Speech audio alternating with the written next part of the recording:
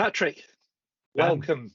thank you. Welcome to Good Enough Chats. Thank you for being one of the first people to agree to sit down and have this discussion. Not a problem.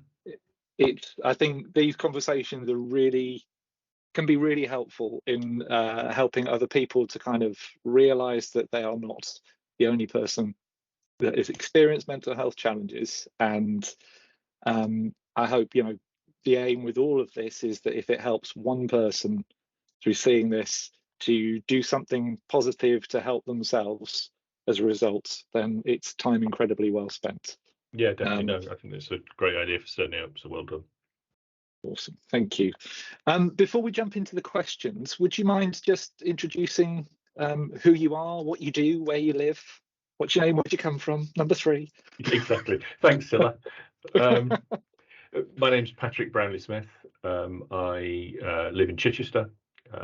I work in marketing. I'm an account director at a marketing agency called The Essential Agency. Outside of work, I only been married for the second time just over a year ago. I've got one son and 4 stepkids. And then if there's time outside of that, which, as I'm sure many people understand, there isn't a lot, I like to do a bit of open water swimming. I used to do quite a lot more, don't do so much now. And I like to read and write books where possible. Awesome. Thank you. Thank you. problem. Okay. And full disclosure for any people watching this, Patrick and I have sort of known each other for a number of years. We've swapped notes on endurance sports. We work in similar territories, so we're not coming to this completely cold by any stretch of the imagination. So as you know, Patrick, the idea with Good Enough Chats is that I'm going to sit down with a different person each time, record the conversation, and it's going to be based around the same 5 questions, which you've seen ahead of times. Clearly, depending on how you answer those questions, that's going to provoke different thoughts, ideas. If at any point in time we're kind of straying into a territory that you don't feel comfortable with, just say, and we'll redirect and we'll go back to the script, as it were, of those 5 questions. Well, yeah, okay. Thank you. Brilliant. So the first question is, can you explain to me what has got you to the point where you are here today talking about your mental health experiences? Why are you keen to do this? Why am I keen to do it? Firstly, because I think what you said at the outset, if this just helps one other person to be aware of this for themselves and help them to do something about it, then it's an easy hour of my time if it helps one other person. In terms of my own mental health, I guess I've probably sort of on and off throughout my teens but I wasn't aware of it then. I'm 50, so I was a teenager 30 odd years ago. Nobody talks about it then. I mean, even fewer people that talked about it now talked about it then. So yeah, I guess I probably had moments back then, but ignored it, and like many people in my 20s, bluffed and drank my way through it and ignored it. For me, it came to a little bit of a sort of a recognition of it in lockdown. I mean, lockdown was difficult for many people. For me, I lived on my own, had shared custody of my son, so for many periods during lockdown, I'd go days and days without seeing people at all. I mentioned swimming. I try and be. Anyone that knows me in real life knows that I'm terribly unfit, but still try to be quite active. So I was quite sporty. Lockdown was that sort of excuse to force yourself to do that hour of exercise a day and Joe Wicks in the morning and whatever. And then I got physically ill. So August, September sort of time, no, July, August sort of time, got physically ill in that first lockdown. So what's that, 2020? And that actually led to me, with all the other stuff around lockdown, it took away the thing that I used to define myself, I think, quite a lot. It took away the outlet I had to not be sat alone in my flat for days on end. And yeah, and it, basically was diagnosed with depression. Took antidepressants for a couple of years, come through the other side of it. I'm very aware that while I was diagnosed with depression, I had a very light version of it potentially. I was pretty bad for a couple of weeks, but that's all. And then, got managed to get through it. And then in the sense that of talking about it, I think I'm aware that I'm in a very privileged position. I'm a white man that's got a decent job, that's got a wife that loves him, that's got, kids around that aren't going to run away. I'm able to talk about this. So why shouldn't I? Many people are in a position where they are genuinely very frightened to talk about it. I hope that the thing they're frightened of happening would never happen, but they're still frightened that it would, losing their jobs or losing a relationship or whatever it may be. So there are many people that are frightened of that, and so are scared to talk about it. Like I say, I'm fortunate that I can, so I will. You said then, well, you said a lot of really interesting things then, but you also said that you feel like you had a light version of depression. Why do you say that? What kind of draws that conclusion for you? It it really only hit me for a couple of weeks, maybe 3 or 4. It's slightly. I mean, I guess that's part of the case. It's slightly hard to keep count nowadays, but it's nobody was going into the office and working, so I could get away with sitting on the sofa during that time anyway. Mm. I I a lot of it was due to my physical health, and my physical health started to get better, which then helped my mental health get better. So I was able to come out of it without necessarily doing a massive amount about it myself. It hit me and it hit me hard, but it left me fairly quickly as well. So I think that in the big scheme of things, in people suffering for years on end, I've had a touch of it, but been fortunate that I was only touched by it and not gripped by it, shall we say. Yeah. And do you, when you think back to that period now, do you remember how it felt? How you started to realize that you weren't feeling okay? Like I say, because it was linked physically, I knew I was physically feeling rough, and I didn't know what that was. And actually, what it was physically was anemia. So I was feeling weak and tired anyway. So Mhm. those are often symptoms of depression as well. So in that sense, the depression kind of snuck up on me a little bit. And it was that weird time that it was within the first 6 months of lockdown, which, nobody knew what normal was at that point anyway. So there was a lot of that going on.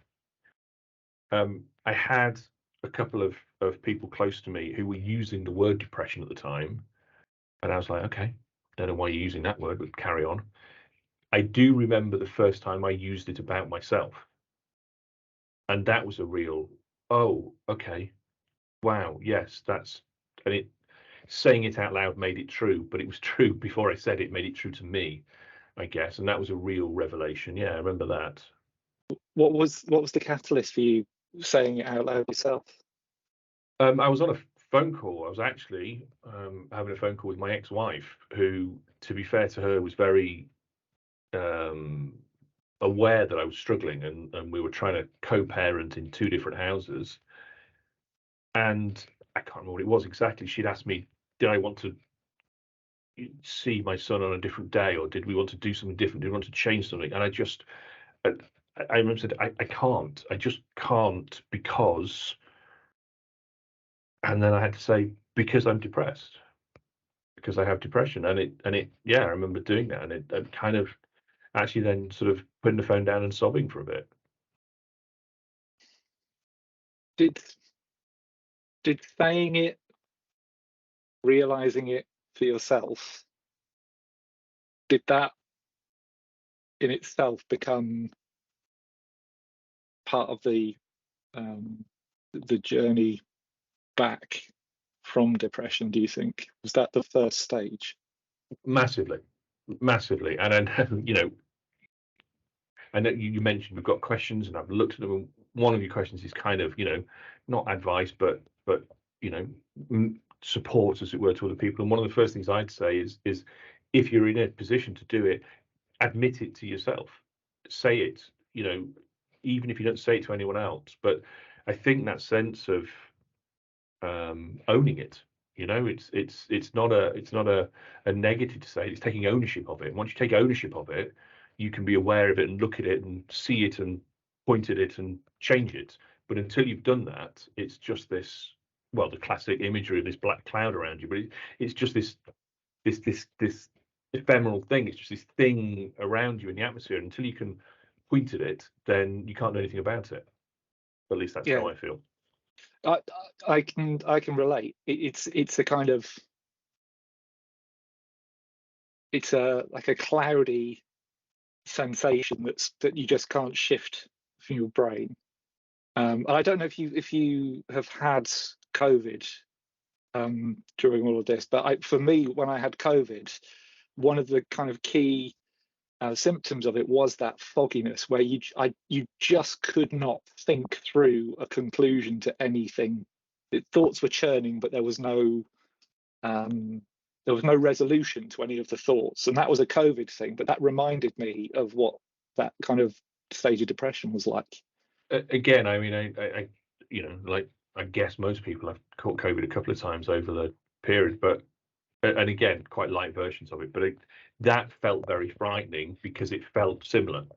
So there was a worry of, is this the start of, is it just COVID, or is it the start of going back into that phase? Yeah. Okay.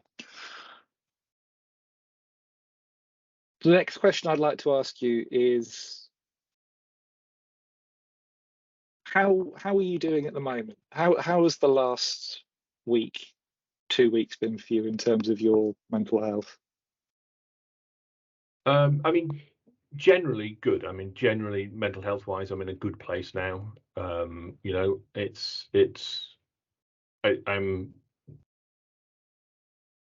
kind of through the other side of it without ever letting it go, without ever forgetting it, I think.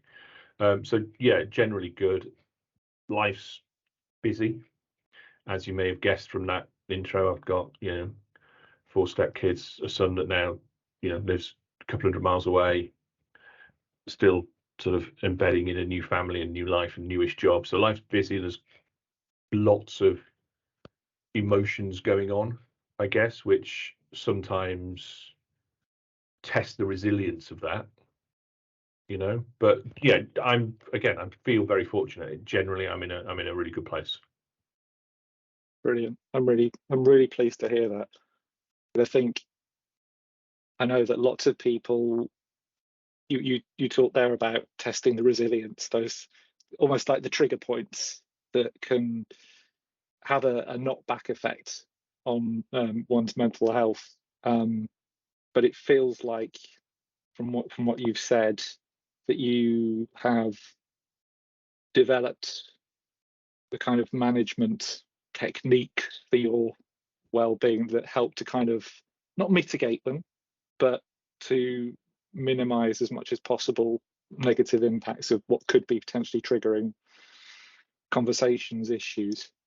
I mean, you mentioned in the intro, we've both relatively sporty. I treat it quite a lot like physical injury now. So, you're a runner, I know that. So if you've got a knee twinge, you'll know that doing uneven ground is going to make it worse. So you'll be careful with your planning your run routes for that. You'll know that, maybe running 2 hard runs on consecutive days is not good for your knee or whatever. Or you'll, so that stuff, so you prepare, so you can, and if you've got an event you're planning, so that stuff's going to happen, you'll go lighter on yourself the week before for that reason. So there's that issue. Or what you'll do with a sporting injury is build up the strength around it. If it's a knee injury, you'll do, squats to build up your leg strength or whatever it may be.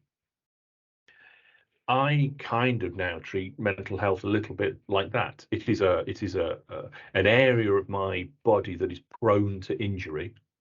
So I need to look ahead and look out for things that may cause that injury or cause that injury to reoccur. And at the same time, try and strengthen the muscles around it. So, for me, that's being active, friends, I like a drink, but being careful not to over drink, all those things. I'm conscious of things that may trigger this injury again. And I treat it very much like that. I think it's fantastic that you've got the self-awareness to be able to do that, because I know that sometimes people will struggle. They won't realise necessarily what those triggering factors are until they've been triggered by them, and they're sort of not able to proactively mitigate that risk. Yeah, but again, I think that's part of the reason why I treat it to have this analogy of this physical injury, because I think if we're talking mainly to men with these conversations, the majority of, and I know not everyone listening to this, but the majority of men listening to this will have probably been sporty at some time in their life, even if nothing else since school. But you'll have kicked a football around with your mates in the backyard kind of thing, in the playground at school. And actually, if you had a broken toe, you wouldn't kick the football around. You'd know to play with your left foot or to hang around at the back and miss the ball on purpose. But you'd know how to manage a physical injury. And I think that's for me why putting it into those terms for me meant that I could treat it like that, and therefore look out for those. If it's a physical injury, you don't call it triggers. You look out for the things that are going to cause you an injury. You look out for the danger signs. You look out for whatever it is. Again, I think sometimes what I try and do for me, because again, I'm a sort of a man of quite simple brain. I try and put it into terms that I already understand. I understand sporting injury terms, so I can put it into those terms. So again, a lot of the conversation around mental health is around very mental health specific terms. It's triggering. What does triggering mean? If you're a bloke that's never admitted to anything triggering you, you don't know what triggering means. Yeah. And if you're a bloke that's never admitted to anything triggering you, you're possibly someone suffering with mental health because you've spent all that time locking it up. So let's not talk in mental health terms. Let's talk in terms that people will get. So for me, it's like an injury of my brain muscle or my heart muscle, my feelings muscle, whatever you want to call it. But it's like a muscle injury. It's like I've pulled the muscle. So if I've pulled a leg muscle, I know that I can't go on 2 runs on consecutive days. It needs a rest in between. Oh, well, actually, what does that mean for mental health? Well, that means that if I'm emotionally tired, something's been hard work emotionally, I need a rest the next day. Yeah. Sometimes that's just going out with friends. That might be, I might not be able to do anything the next day.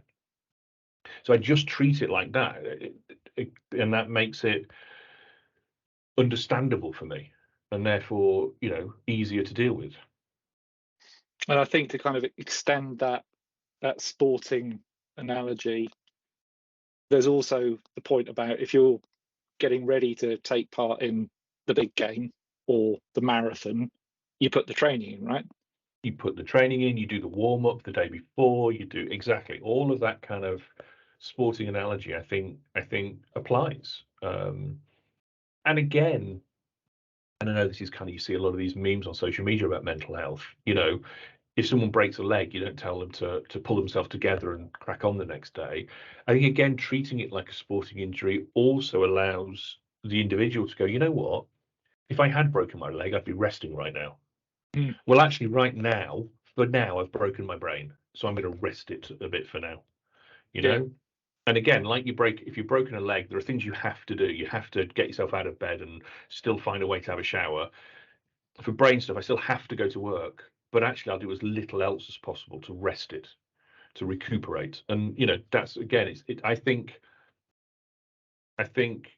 without being any kind of medical, physical injury or mental health professional, those analogies work really well for me. That I think they're worth repeating, at least for me, for me dealing with it. I repeat them. Yeah, well, that's entirely what this is about. These discussions are about lived experiences and understanding what has worked for you, because it may help somebody else to hear that. It might not be right for them. Maybe they might think about music, or they might think about reading, they might think about Exactly. any walks in the countryside. But if it's worked for you, that's the value in sharing it here. So thank you for that. The next question I want to ask you is how your relationship with your own mental health has evolved. You've talked about the techniques that you are using, the kind of the way you're thinking about how you can kind of keep yourself in the best possible mental condition, and how you're able to recognize when you might need to course correct or change your plans to give you the sort of balance and well-being that you need. How would you say that has evolved? If you think back to lockdown, when you first experienced depression, what's that journey been like from then until now? I think the majority of it is sort of knowledge and self-acceptance, really. I think. I mean, I said in the introduction, I probably had bouts of not great mental health as a teenager and early 20s, but wasn't aware that that's what it was then. So I think there's more knowledge, there's more self-awareness, and that's, you know, that's not just because of me. That's because of, you know, there are things like this that exist. The world is talking about it more. It's something that exists in my sphere that wouldn't have existed in my sphere when I was in my 20s. Yeah. And how have you've developed this self-awareness? Have you kind of turned to other resources? Are there things that you have read? Are there conversations that you've had that have helped along that journey? Um, I'm massively supportive of things like this, of doing things like this, of people finding their own routes to this. But actually, I don't think I have really used anything like that. Yeah. You know, I certainly can't say you must read this book. You know, there's none of that for me. I think it's just a process of the world talking about it more, it just being more acceptable. And again, I think me being older and more confident in my position in the world, in that sense, I said earlier, you know, job and relationship and so on, that I can allow myself to think about this and talk about this, that again, that all helps. Yeah, unfortunately, no. I mean, it's sort of, you know, are there any resources that I've particularly turned to? Not really. How have I started to think like this? I don't really know, Dan, to be honest, and that's part of the problem, isn't it? You know, but that is part of the problem. Is there an answer to this? No. No. You know, that's But why things like this exist, because there isn't a single answer. I think it's not a problem that you haven't read the resources, is it? I know that's not what you're saying. The fact that you have had these realizations, that you are making these adjustments to help your mental health, that's the thing that matters. Because, like you say, there is no answer. There is no one definitive answer for everybody. Everybody's on a journey with this stuff. And I think it's more leading into the next question then. Have there been any sort of light bulb moments for you where something has clicked or something has made sense on this journey, and that has been transformative for you in terms of how you've behaved or how you've thought from that point onwards? I mean, I talked about me first using the word. I think the other big, so I don't know if it's a light bulb moment, I don't know if it quite answers the question, but the other big real point in time that I can think of is actually talking to my GP about it. That made a massive difference, because actually then somebody believed it, and somebody, you know, somebody real believed it. It's one thing, you know, talking to myself, it's one thing, even talking to your best mate over a pint, but actually someone really trained believed it. That helped. And then of course that meant that I was able to get a prescription and go through the process and have the drugs and all the rest of it. That's a big light bulb moment for me. And again, I think in my life at the moment, I'm very lucky. So I said I only got married just over a year ago. My relationship started after the bout of depression. So I think being able to tell my wife straight away, you know, very early on, and her be entirely accepting of it was a huge moment for me as well. Yeah. That I can see that will make a massive difference. That if you're entering into a relationship and your cards are on the table from the start, it must be a very different position to being well into a relationship and suddenly feeling differently about this and needing to kind of work out how to bring that up, who to talk to about it, and what the implications might be. I did have a question then that was born out of something that you said that fell out of my brain, Patrick. Well, so I'll fill a bit for you, yeah. Do please. But just in terms of that, I think I've talked about being aware of myself and looking out for that kind of injury moment. I think having someone, it doesn't have to be a partner. People may not have a partner. They may choose not to talk to their partner, but having someone who is a partner in this journey with you, I think is really important because they can help look out for those moments with you. They can, you know, if you have done the too much emotion and you're not aware of it, they can just offer that moment of advice. They can, you know, do you need a rest today? I think having, if possible, having a partner in this process is hugely important. Yeah, I couldn't agree more. I know people that have turned to their other half for that, but I also know people who have turned to friends for that as kind of like an Friends, accountability buddy. exactly, or counselors or whoever it may be.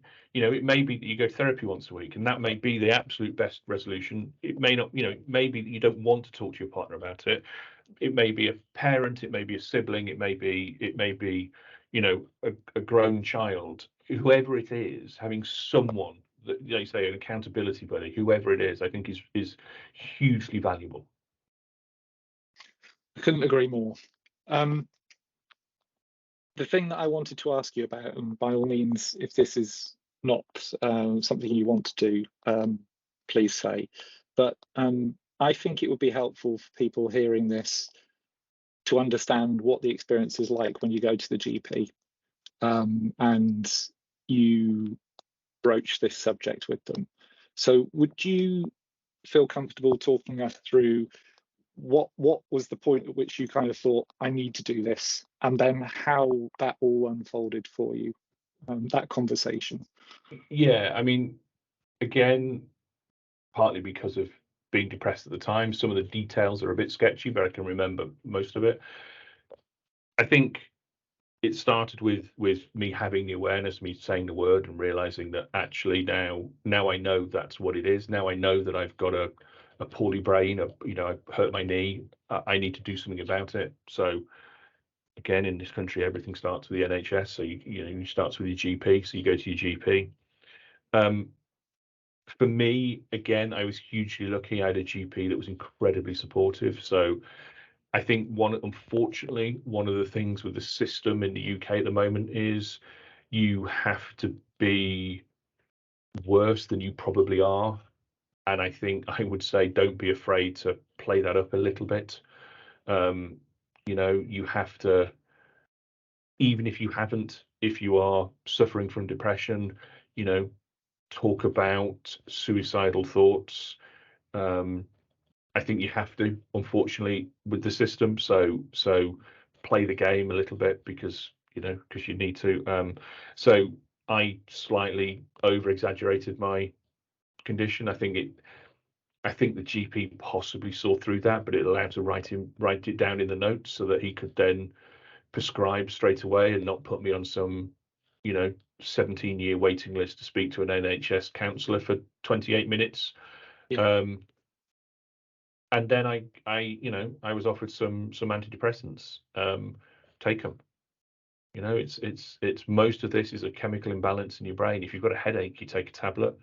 So if you've got, which is just a chemical imbalance in the brain, just take a tablet. I took a tablet a day for a couple of years. What, you know, it didn't harm me. I think, you know, there is a fear of tablets numbing you and all of that stuff, but I think that is 20, 30 years ago stuff. I mean, you know, American sitcoms from the 80s and 90s type stuff. So that certainly didn't happen to me. My GP was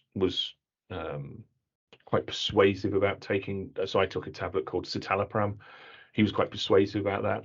He was insistent. There are no side effects. It's, you know, easy to come off, but I recommend you go on, do it.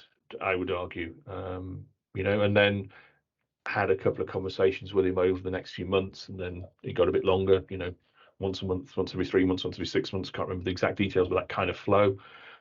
And at one point, I said, I think I'm doing all right. I'm going to try coming off him, and he went, yeah, all right, fair enough, but call me if you need me. And what did that look like? Was that a kind of a gradual reduction of the dose, or was it a hard stop? I did a hard stop. Did I? No, I think I did about a couple of weeks where I took a tablet every alternate day. Yeah. So I think I was on a 20 milligram dose, which I think again is you know, helped me. I don't think it's massively strong. I think it helped me. So I think I went from, I mean, I wasn't going to start trying to chop tablets in half. They're tiny anyway, and then they taste horrible, don't they? So I did that one every second day, I think, for a couple of weeks, and didn't notice any difference. So then just stopped. And yeah, fortunately, I've been able to stay off them for whatever it is, just over a year. Yeah, a year, I think it is about now. Awesome. Thank you. Last structured question of the conversation. If somebody came to you today, or you noticed somebody that was in a similar situation to where you were, what would you say to them? I think so. From my experience, I mean, I think we've touched on all of it, so it's a bit of a sort of recap of what we've said. I think from my experience, I think there are four things. The first thing is you can talk about it around someone, but you know, you can lead a horse to water and all that, but you can't. I don't think you can tell someone they're depressed if they're not aware of it. You need to let them realize it. I think if someone had told me, I'd have either pushed hard against it or laughed at them or ignored them or whatever. So people use that word and let it filter into my subconscious until I said it about myself. So if you're a friend of someone you think is going through this, I think you just need to support them and not tell them. If you're going through this, I think, you know, from what I've said before, and I think it holds true, admit it as soon as you can, realize that it's an injury, and accept that. Admitting it lets you do something about it. I would argue from my experience that actually talking to a GP as soon as you can is helpful, because the sooner you talk to someone, the sooner you're gonna, even if it is a long waiting list, but you're better to get on it as soon as you can. But equally, the sooner you can take some drugs, take some help, have some chemical rebalance. So talk to a GP, and as we discuss, where possible, have that buddy in the process with you, in the sort of trench with you a little bit. Yeah, That's a really, really solid set of not advice, because we're not giving advice, learnings. Really solid set of learnings.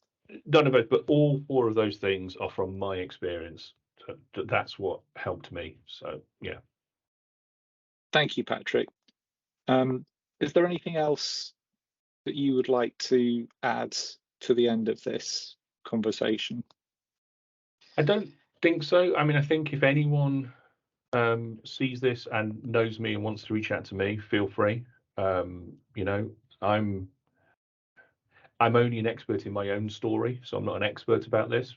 But if I'm someone that someone can chat to, I'm more than happy to be that person.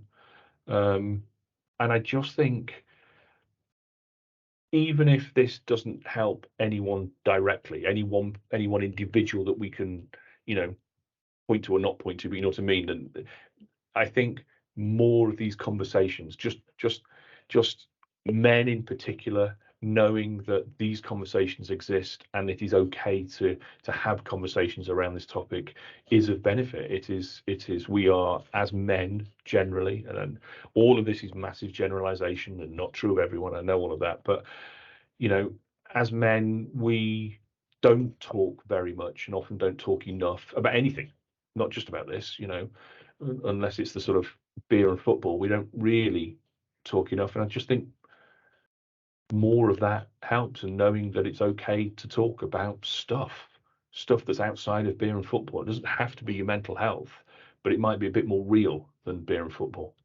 So yeah.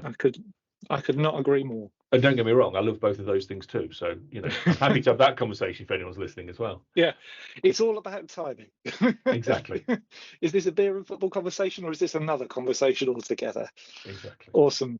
Patrick, thank you so much for giving up your time to do this. I really appreciate it.